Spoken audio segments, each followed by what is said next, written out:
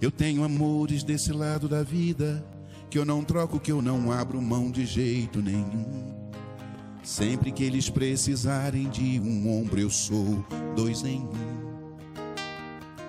Aqui nessa usina de amigos, eu corro muito menos perigo. No exercício do amor cristão, cada dia é uma nova irmã, um novo irmão. Eu tenho amores do outro lado da vida, que me amparam de um jeito muito especial. Também tiveram que vencer o mundo numa veste carnal. Me amam com um amor jamais visto, são todos tarefeiros do Cristo. E além de amigos tenho meu guardião, e ter um amigo, um anjo, inspira paz, oração. Quem tem amigos nunca estará sozinho. A amizade é um lenitivo no caminho. A gente se apoia um no outro, cai, levanta, segue em frente e vai. Fazer amigos e é juntar tesouro no céu. Um amigo sincero, ele é pra sempre, é fiel. Canções de amizade vão pela eternidade, seguem semeando paz, serão esquecidas jamais. Um sorriso no olhar, fidalguia e respeito é benevolência. Gentileza, educação, acolher sem preconceito, mas que diferença. Pode rir, pode chegar, pode se aconchegar e até cantar comigo. Seja bem-vindos nessa usina de fazer amigo. Eu tenho um amigo meu tão sublime, ele é leão, ele é cordeiro, ele é o governador.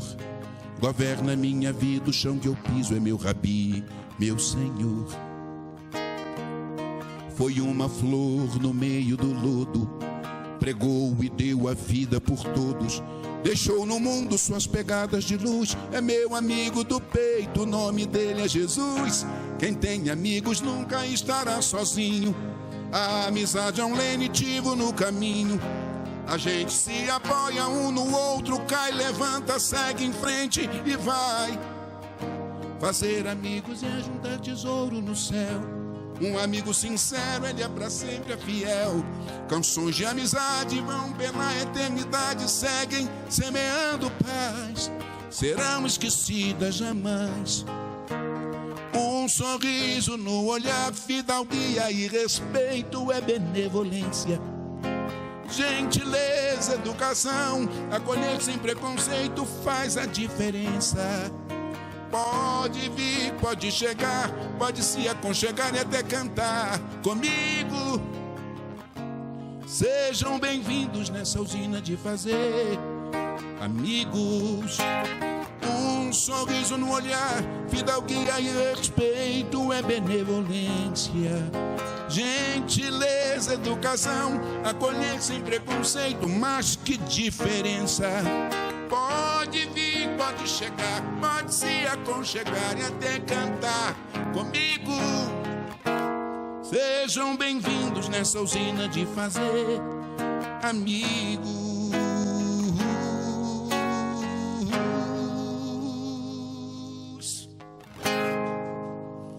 Epa!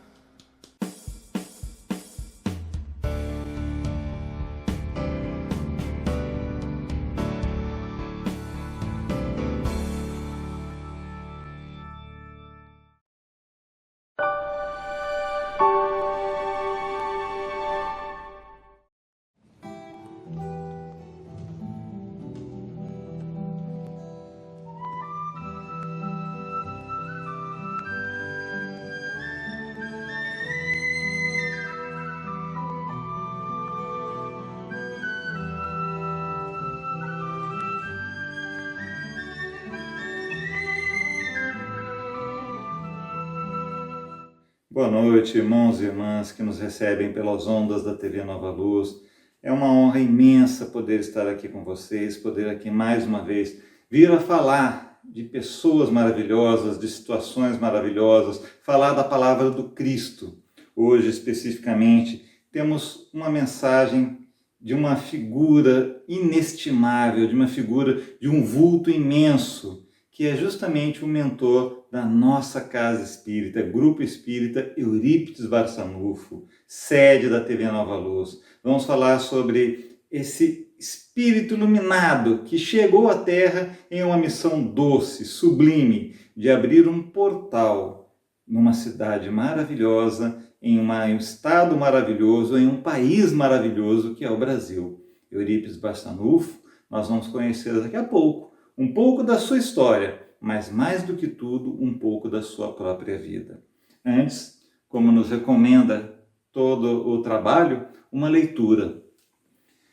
Escolhemos o livro Fonte Viva, em seu item 2, Modo de Fazer, psicografia de Chico Xavier pelo Espírito Emmanuel. De sorte que haja em vós o mesmo sentimento que houve também em Cristo Jesus. Paulo, Filipenses, capítulo 2, versículo 5. Todos fazem alguma coisa na vida humana, mas raros não voltam à carne para desfazer quanto fizeram. Ainda mesmo a criatura ociosa, que passou o tempo entre a inutilidade e a preguiça, é constrangida a tornar a luta, a fim de desintegrar a rede de inércia que teceu ao redor de si mesma. Somente constrói, sem necessidade de reparação ou corrigenda, aquele que se inspira no padrão de Jesus para criar o bem. Fazer algo em Cristo é fazer sempre o melhor para todos, sem expectativas de remuneração, sem exigências, sem mostrar-se, sem exibir superioridade, sem tributos de reconhecimento, sem perturbações. Em todos os passos do Divino Mestre, vemo-lo na ação incessante em favor do indivíduo e da coletividade, sem prender-se. Da carpintaria de Nazaré à cruz de Jerusalém, passa fazendo bem, sem outra paga, além da alegria de estar executando a vontade do Pai. Exalta o vintém da viúva e louva a fortuna de Zaqueu, com a mesma serenidade. Conversa amorosamente com algumas criancinhas e multiplica o pão para milhares de pessoas sem alterar-se. Reergue Lázaro do sepulcro e caminha para o cárcere com a atenção centralizada nos desígnios celestes. Não te esqueças de agir para a felicidade comum na linha infinita dos teus dias e das tuas horas. Todavia, para que a ilusão não te imponha o fel do desencanto ou da soledade, ajuda a todos indistintamente, conservando acima de tudo a glória de ser útil, de modo que haja em nós o mesmo sentimento que vive em Jesus Cristo. Essa palavra, essa parábola, essa escrita foi feita para essa ocasião, para tantas ocasiões, mas para falar de Eurípides, eu acredito que poucas seriam tão aprováveis, tão lindas quanto essa. Vamos então fazer a nossa prece, para então darmos andamento realmente à nossa palestra, ao nosso estudo de hoje.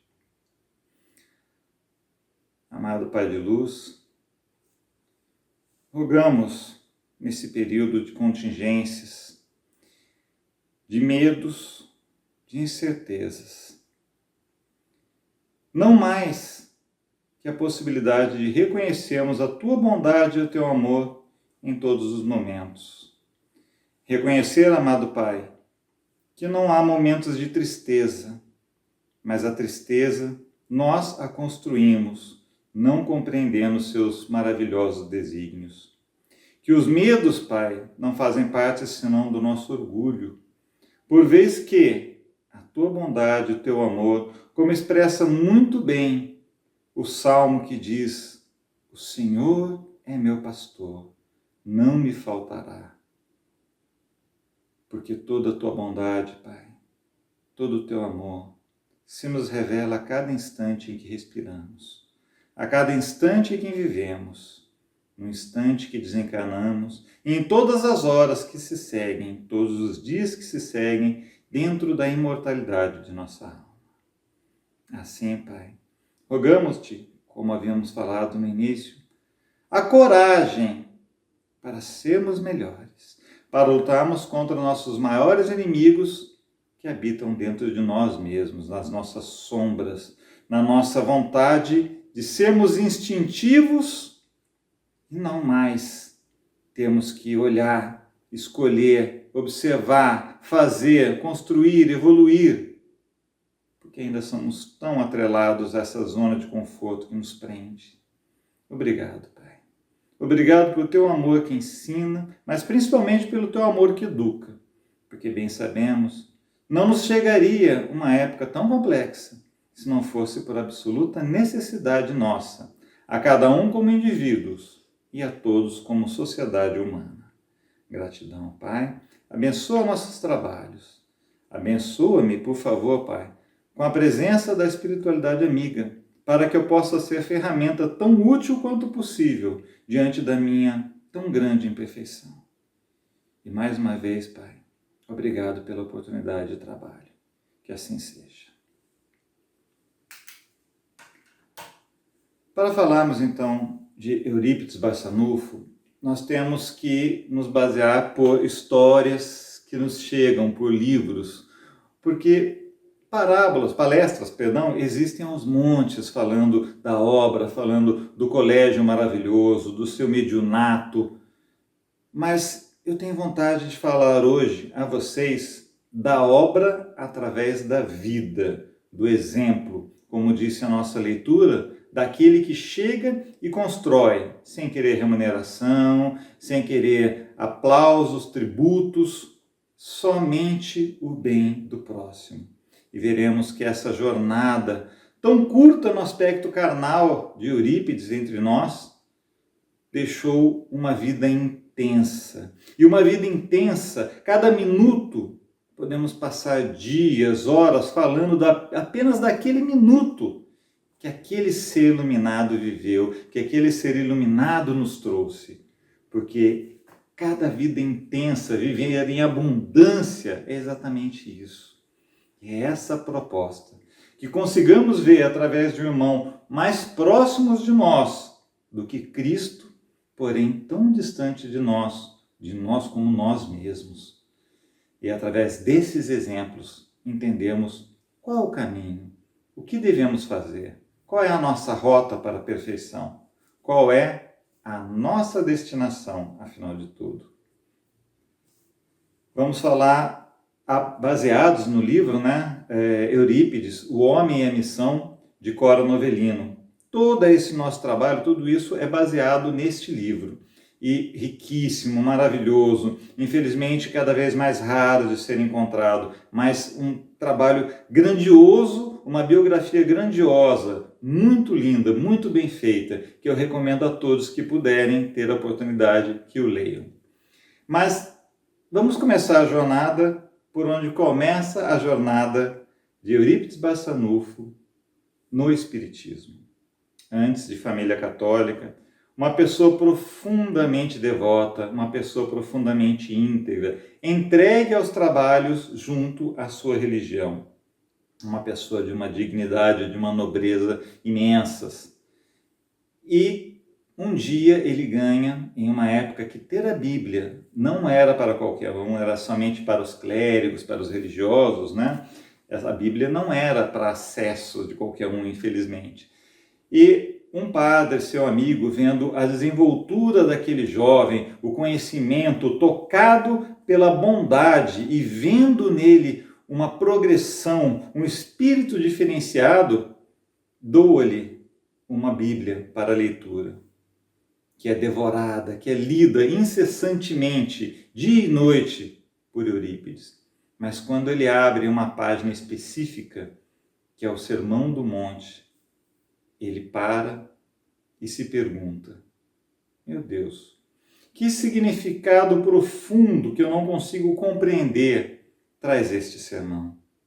Gostaria muito de compreendê-lo da melhor maneira possível. E o Sermão do Monte diz: Jesus, pois, vendo as multidões, subiu ao monte e, tendo-se assentado, aproximaram-se os seus discípulos e ele se pôs a ensiná-los, dizendo: bem-aventurados os humildes de espírito, porque deles é o reino dos céus. Bem-aventurados os que choram, porque eles serão consolados.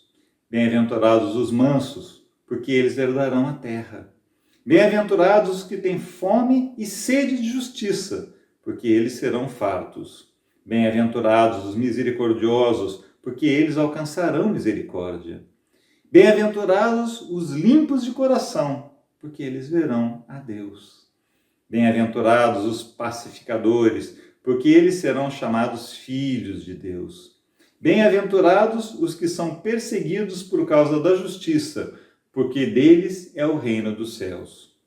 Bem-aventurados sois vós, quando vos injuriarem e perseguirem, e mentindo, disserem todo mal contra vós por minha causa.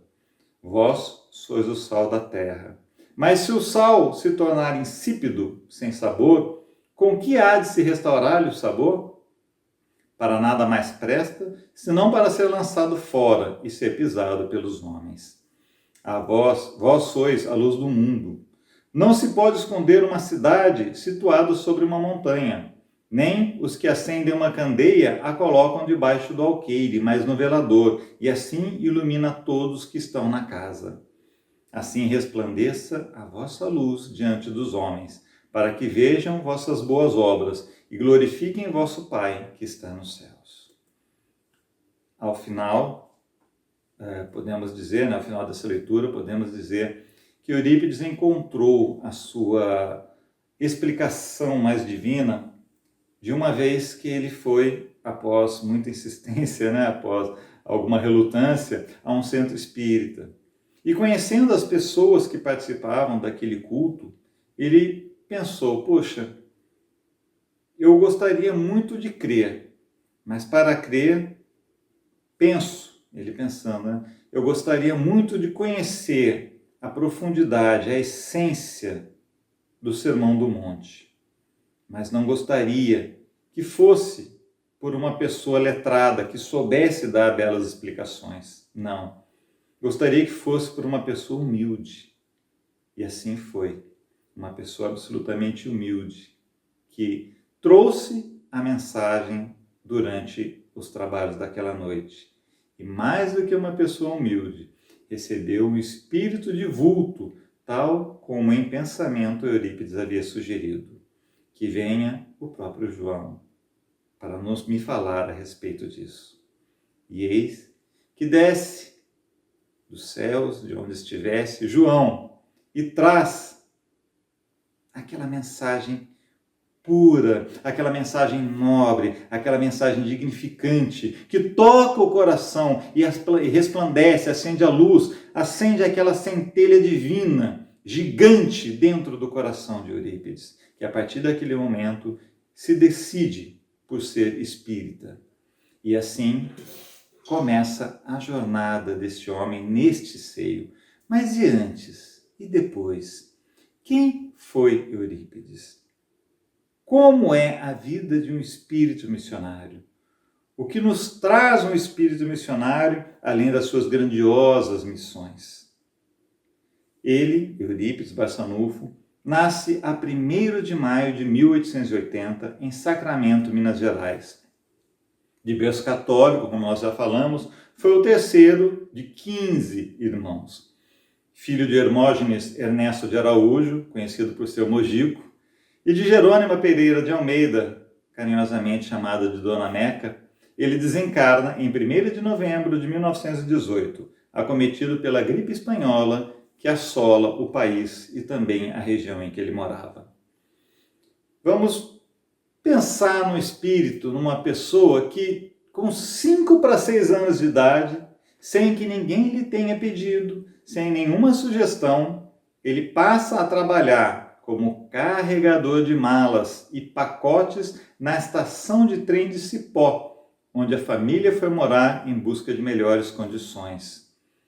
Tendo saído de Sacramento e rumado para essa cidade, seu Mojico, leva os filhos que estavam já com ele e mais Dona Meca. E de uma hora para outra, sem que ninguém tivesse sugerido, vai Eurípides para fazer este tipo de trabalho. Com qual finalidade? Comprar doces, talvez, ou talvez guardar para si, para que pudesse ter eventualmente uma necessidade, quando numa necessidade tivesse para gastar, mas não. Ele pegava aquelas frações de réis que ganhava, trocava por moedas de prata de 2.000 réis. depois de haver acumulado certa quantidade, ele entrega à mãe e fala: mãe, guarda para quando não houver pão em casa, para ajudar no sustento da família, não dele, não de nada dele. Com 5, 6 anos de idade, aquele jovem já trazia esse resplendor iluminado, já trazia toda essa mensagem. E isso foi apenas o começo, apenas o primeiro passo, talvez, numa jornada maravilhosa e iluminada. Aos 9 anos, ele inicia seus estudos no Colégio Miranda, tendo sido, assim, de imediato, destinado a uma classe imediatamente superior, imediatamente adiantada à sua idade, que seria o equivalente ao ginásio, mais ou menos. Ele transmitia aos seus condiscípulos lições metodizadas de língua portuguesa, francês e matemática, disciplina esta que manejava com singular discernimento. Isso quer dizer o quê? Que ele já trazia uma bagagem gigantesca junto consigo. Ele já havia adentrado dentro dos seus arquétipos, como alguns gostam de dizer, já havia adentrado dentro do seu inconsciente impessoal, a sua parte mais profunda do espírito, aquela questão onde hoje nós trazemos sombras, ele já trazia luz. E trazia toda essa bagagem iluminada de conhecimentos, tanto das matérias da Terra, dos assuntos da Terra, como também dos assuntos do Espírito. E assim, ele tinha essa vantagem, vamos dizer assim, porque ele chega na escola e vendo todo aquele conhecimento, os professores falam: meu Deus, não temos o que ensinar para esse menino na classe que seria para a idade típica. Ele precisa ir para outro ponto, para um ponto mais avançado, compatível com aquilo que ele traz dentro de si de conhecimento. Mas mais do que isso, ele traz estudos metodizados. Isso quer dizer o quê? Ele apenas não conhecia a matéria. Ele também sabia transmitir com método e didática, de forma a facilitar a compreensão de outros que não tinham o mesmo aporte cultural que ele tinha. O pensamento dele voltado para os irmãos, voltado para aqueles que estavam com ele uns passos atrás em termos de evolução. Esse é o espírito de Eurípides. E depois, em casa, mais do que fazer isso na escola, em casa ele chama para si a tarefa de educar os irmãos, tanto os mais velhos quanto os que vieram depois. Ainda menino, ele na faina de iluminar os espíritos, conduzindo outras inteligências ao aprendizado. Aos 12 anos, cumpria com devoção os deveres religiosos, como nós já falamos, jamais se esquecendo do rosário nos ofícios. Seu lugar de todos os dias era junto do altar-mor, ao lado do vigário oficiante. A sua dedicação, a sua devoção e, mais do que isso, o seu conhecimento, o seu respeito, a sua postura diante do sagrado, diante do religioso, se destaca desde jovem. E isso lhe garante, sem que ele gostasse, sem que ele pedisse, sem que ele até precisasse ter esses atributos majorados de estar no altar-mor junto do padre oficiante, do vigário oficiante. Sem nada disso ele já conquistava, porque a perfeição nos traz esse caminho. Aquilo que nós fazemos de melhor nos cerca de coisas melhores. E é esse o nosso objetivo. É essa a nossa meta, de sermos melhores, de buscarmos ser melhores sempre. E essa evolução que nós estamos trazendo de Eurípides foi conquistada assim como a nossa evolução. Ou seja, dia após dia, encarnação após encarnação. Não temos como negar que somos inexoravelmente fadados a evoluir, a progredir. E estamos numa fase que a progressão agora é racional. Não temos mais aquela progressão natural do tempo dos animais. Agora vamos evoluir pela vontade de evoluir, pelo desejo de evoluir, dentro daquilo que a espiritualidade nos oferece de conhecimento, dentro do que o Cristo nos apresenta, dentro daquilo que nos é trazido do superior, mas que mora dentro de nós, centelhas divinas que somos. Então, esta foi a jornada traçada por Eurípides, a jornada que nos espera. Só que não pode nos esperar de forma a aguardarmos cair do céu, aguardarmos vir essa evolução. Nós temos que trabalhar muito, nós temos que correr muito atrás da nossa própria evolução. É estudando, é praticando, é conhecendo. É esta a nossa meta de sempre. Pois bem, terminados os cultos, rumava para sua casa, desviando-se dos conciliábulos e de encontros suscetíveis de macular o encantamento das horas vividas na oração. Essa piedade e as tarefas conscientes na Irmandade de São Vicente de Paula, de que era cofundador, jovem ainda, e já era cofundador dessa sociedade São Vicente de Paula, assentavam-se no propósito de fazer-se digno da graça da cura de sua mãezinha.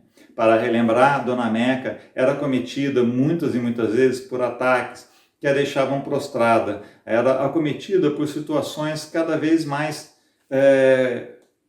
complexas em termos de saúde, e ninguém sabia, médico nenhum sabia o que poderia ser. E isso foi, assim, determinante para Eurípides, porque muitas das decisões que Eurípides tomou na sua vida foram voltadas para esta condição, de procurar ajudar a mãezinha, de ver o sofrimento da mãezinha, fez com que ele buscasse também o atendimento médico aos irmãos mais necessitados, principalmente os mais pobrezinhos, ainda mais porque ele próprio viveu a pobreza.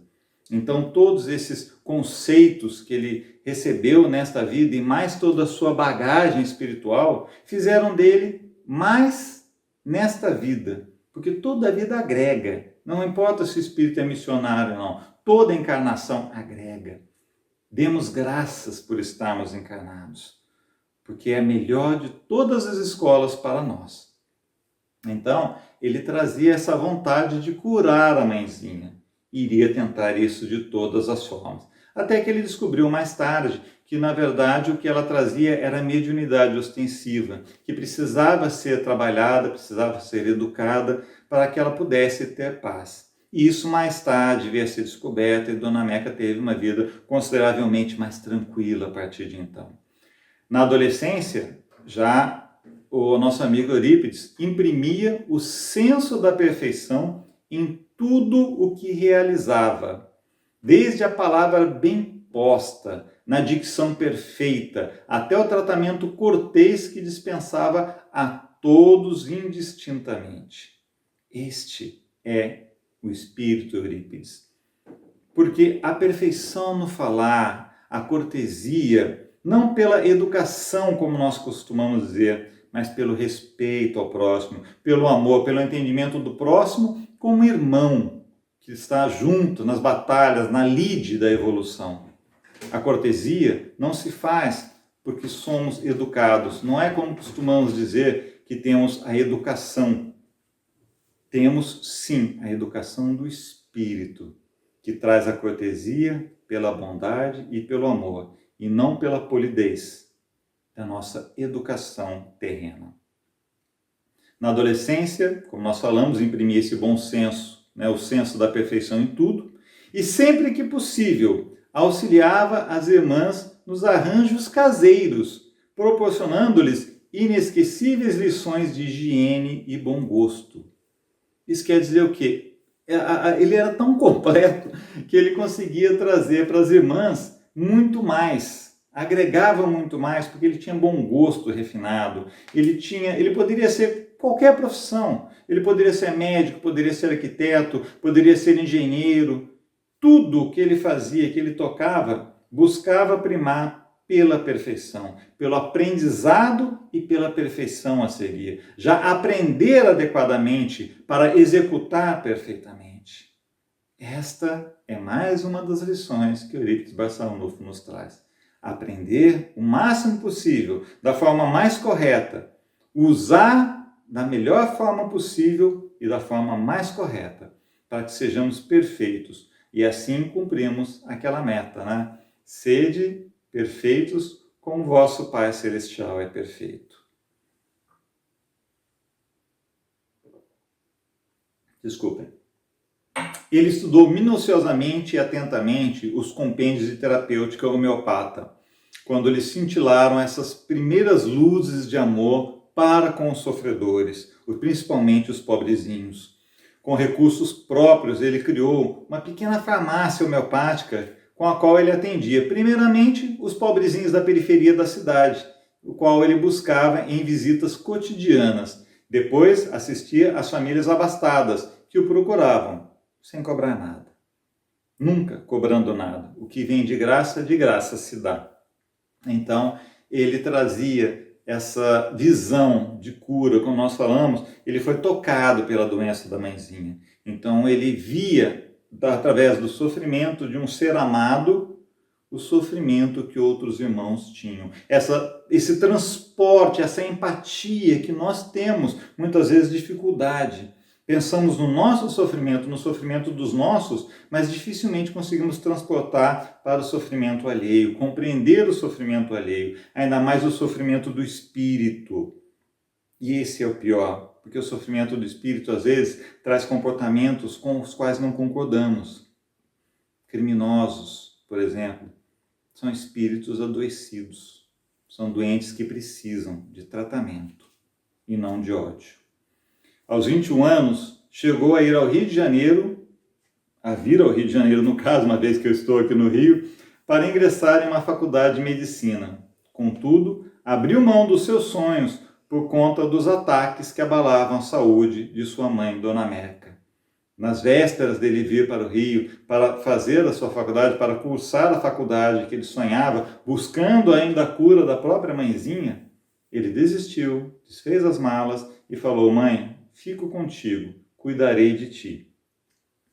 As atividades de cura, a essas atividades de cura, ele dedicava várias horas do dia, sempre gratuitamente. E assim se manteve até o seu desencarne, ocorrido em razão do contágio, como nós já falamos, pela gripe avassaladora, a gripe espanhola, enquanto zelava pelos muitos doentes que lhe chegavam às mãos amorosas e ciosas. Não se sabe ao certo quando ele inaugurou a farmácia espírita União e Caridade, já uma farmácia alopática, mas a sua disciplina inabalável permitia o atendimento dedicado e o fornecimento de medicamentos adequados a tantos quantos o procurassem. Contava com amor e dedicação, agora, de sua mãe, nos curativos.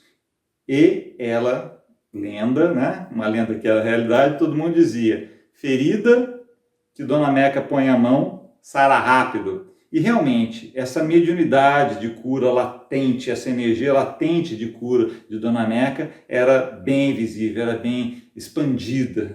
Realmente ela tratava com aquele zelo, com aquele carinho, os ferimentos, fazia os curativos e depositava ali o seu amor, a sua energia, que ajudava, sem dúvida, no processo de cura daquelas chagas. As atividades começavam na madrugada, porque a doença não espera por nosso comodismo, dizia já Eurípides à sua mãezinha.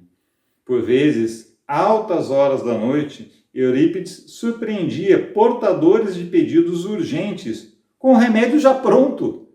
E esses mensageiros sabiam que ele havia recebido anteriormente da espiritualidade de bondade o receituário e a indicação para quem seria, que a pessoa viria buscar. Então ele já deixava de antemão o remédio pronto. E muitas vezes as pessoas que não sabiam dessa mediunidade maravilhosa, desse caráter mediúnico maravilhoso dele, esse caractere maravilhoso, muitas vezes se surpreendiam. Como que você sabia que eu viria justamente precisando deste remédio para esta pessoa? A mediunidade bem usada é uma bênção.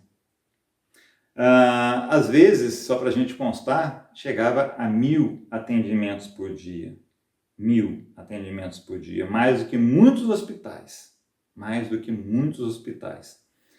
As atividades de cura dedicava várias e várias horas, sempre gratuitamente, como nós falamos, e mais do que tudo, essas atividades de cura não empreendiam apenas levar o remédio, compreendiam também levar o carinho, levar a palavra, levar o afeto. levar aquilo que cura o espírito além do próprio corpo. Porque se o corpo está adoecido, é porque o espírito antes já estava adoecido. E Eurípides levava o remédio para ambos, para corpo e alma. Aos 22 anos, foi abalizado construtor da iniciativa da fundação do Liceu Sacramentano, tendo sido convidado para compor o quadro societário, o que havia de mais capacitado na época, ou seja, ele convidou pessoas mais capacitadas possível para vir trabalhar com ele dentro desse Liceu Sacramentano. No entanto, esse liceu teve uma vida interrompida, entre aspas, em função da conversão de Eurípides ao Espiritismo e a colocação dele de que ele iria ensinar essas verdades dentro do liceu.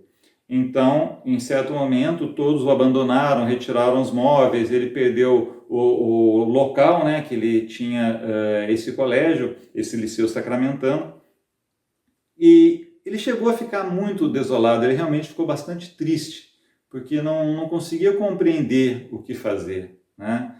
Então, ele, convertido já ao Espiritismo, em uma certa noite, ele recebe a presença de uma pessoa, de um espírito ímpar, que ele se recusa a entender como sendo merecedor da presença daquele espírito diante de si, Maria de Nazaré, que lhe traz instruções claras para não fechar as portas.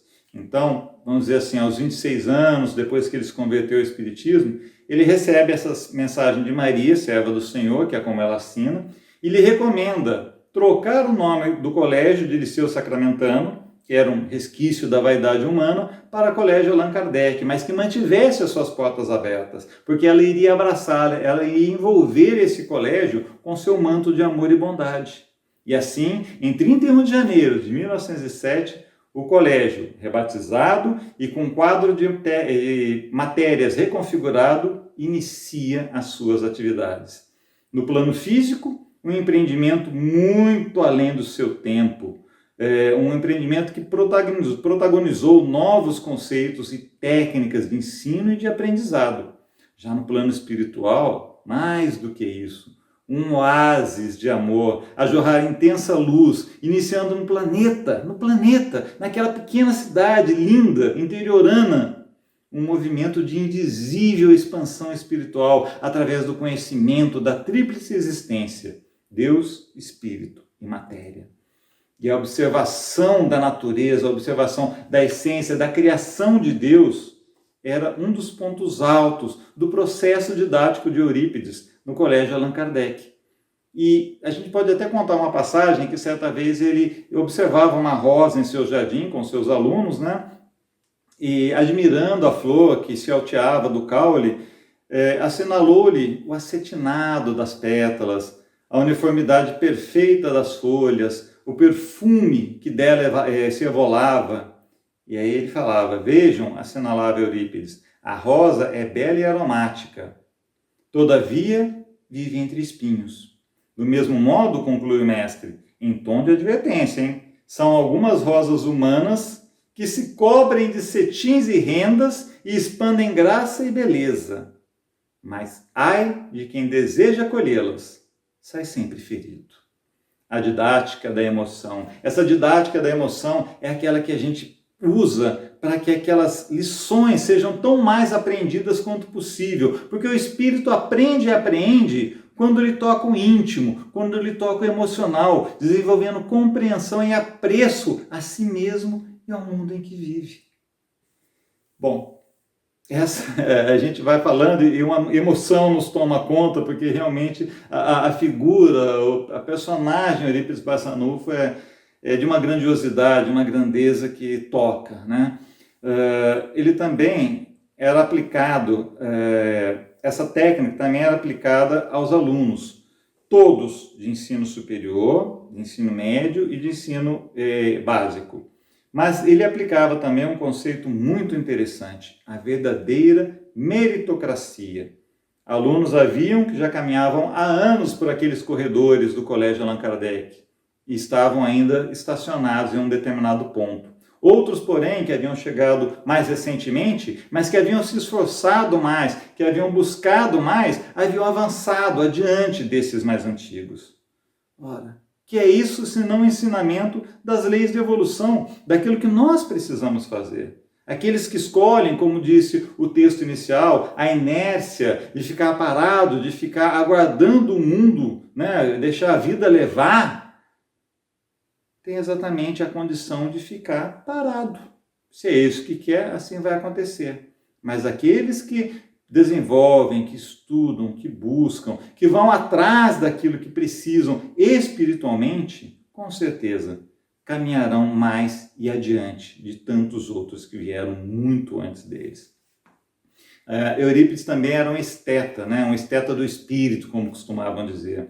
Todo o currículo do colégio era voltado para o ser como um todo, o ser espírito, o ser ente social, o ser família, o ser global, total, todas as esferas e instâncias do ser. Através das matérias exatas, ele facultava conhecer a lógica, bem como a beleza das formas através da geometria. Através da história, os alunos podiam conhecer o passado da humanidade, a evolução espiritual, cultural e social da própria humanidade. Pela gramática, garantia o linguajar perfeito, claro e fluido tanto quanto possível.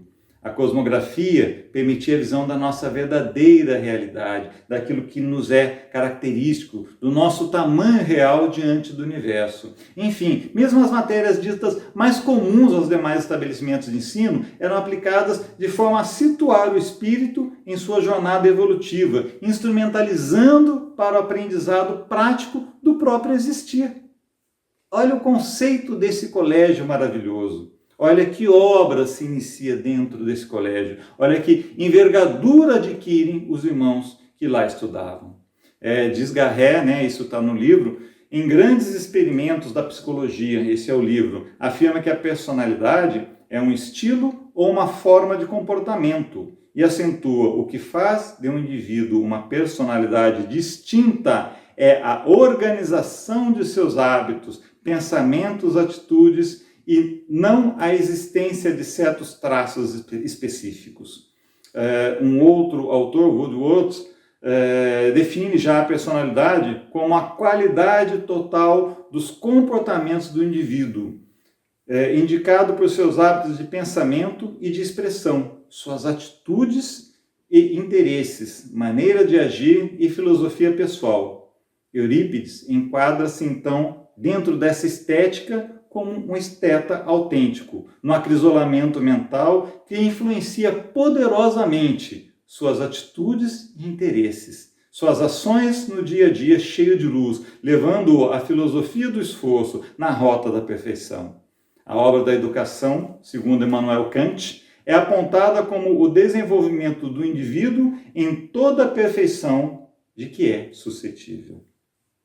Então, a gente consegue ver dentro do colégio, que eu consideraria assim uma das maiores obras, além da farmácia, além de outras, uma das maiores obras, sem dúvida, não apenas pelo colégio em si, mas pela inauguração de um novo tempo, de um novo sistema de aprendizado completamente diferente do que se conhece no mundo, mas ao mesmo tempo carregando a mesma grade curricular. É a forma de ensinar que vai diferenciar, é o objetivo que você pretende alcançar que vai fazer toda a diferença. É ver o espírito, ver a pessoa, ver a profundidade de um filho de Deus que está diante de si.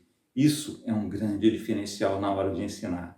Então, Eurípides foi abençoado pulso firme, que conduziu centenas de corações jovens à segurança dos roteiros luminosos, que ele próprio palmilhara em experiências pretéritas, como nós conversamos lá no início deste nosso trabalho de hoje.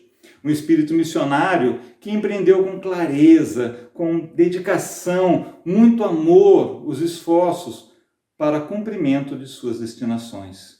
A completude da exemplificação é um dos atributos e parte fundamental da missão de um espírito iluminado.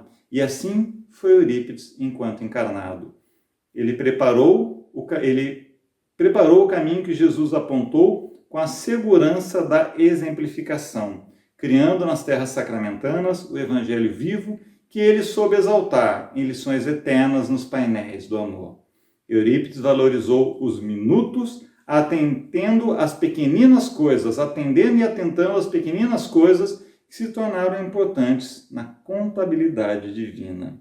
E assim, nós podemos ver que cada minuto do nosso existir é importante. Eu me lembro de uma frase, de uma conversa, eu acredito que entre Emmanuel e Chico Xavier, em que Chico Xavier falava assim: eu estou muito mal, quando eu vou morrer, quando eu vou desencarnar, afinal de contas? Emmanuel vira para ele e fala: mas nem pense nisso, enquanto você puder orar para alguém, você está sendo útil, ore.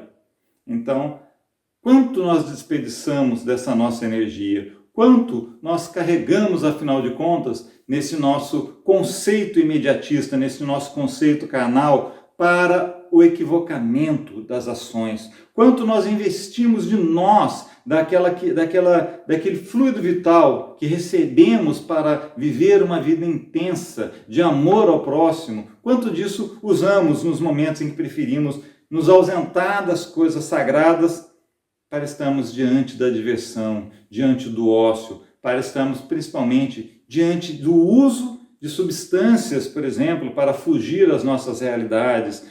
Quanto tempo usamos do nosso tempo doado por Deus para nosso desenvolvimento, nosso acrisolamento moral, buscando os prazeres carnais, buscando o ócio? É inimaginável, podemos até pensar o tamanho da nossa dívida nessa contabilidade humana, nessa contabilidade divina, né? Porque nós vemos, pelo exemplo que foi Eurípides Barçanufo, a ocupação em cada segundo. Ele é daquele tipo de espírito que, enquanto o corpo dormia, com certeza o espírito estava trabalhando em outras missões.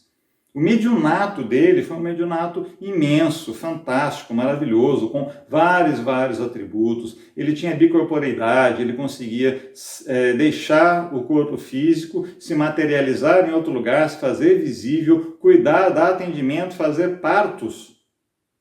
Mas o corpo físico estava ali, e ele, espírito, em outro local, fazendo um atendimento de bondade. Ele tinha também a comunicação clara e inequívoca com todos os espíritos, recebia constantemente o apoio e principalmente as prescrições médicas de Bezerra de Menezes diretamente. E, para não dizer o pouco, né? Bastaria dizermos que uma mediunidade clara, límpida, maravilhosa, que tem condições de receber Maria, serva do Senhor, e o próprio Jesus diante de si, dispensa qualquer outro comentário. Eu espero ter trazido um pouco dessa figura maravilhosa, porque havia muito ainda que poderíamos falar. Há um imenso cabedal de coisas que podemos falar de Eurípides, dessa figura maravilhosa, desse espírito, provavelmente, depois de Cristo, o espírito mais iluminado que já pisou no planeta. Poderíamos falar por muito e muito tempo. Mas encerramos por aqui. Que fiquem os conceitos, os pensamentos para nós levarmos para o nosso descanso, levarmos para a nossa vida e aprendermos tanto quanto possível. Então, vamos fazer a nossa oração final e darmos por encerrado esse trabalho com uma imensa gratidão de poder estar aqui, através hoje de uma filmagem, através de uma câmera, através das redes da web, né? Mas agraciado por falar de um espírito tão iluminado, tão doce, tão adiante do seu tempo, do nosso tempo. Amado Pai, gratidão imensa por ter sido parte desta noite maravilhosa. Gratidão imensa por ter sido, dentro das minhas tão grandes imperfeições, Pai, instrumento para levar um pouco daquilo que representou Eurípides Barçanufo em sua encarnação entre nós. Gratidão por tudo, por todas as forças que o Senhor movimentou, para que cada um dos que nos assiste pudesse estar presente diante de suas telas, de seus celulares, ouvindo, quem sabe aprendendo, mais do que tudo, se Deus quiser, absorvendo a emoção que toca e faz o aprendizado se tornar mais concreto.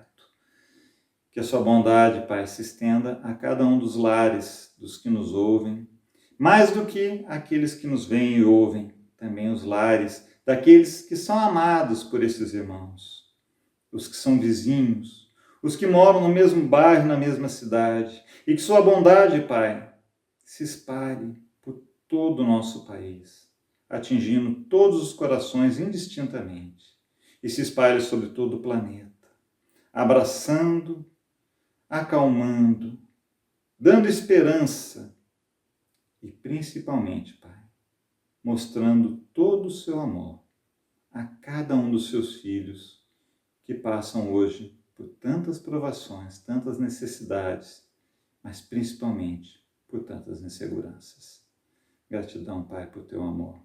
Mais uma vez, a todos, muito obrigado. Fiquem na paz.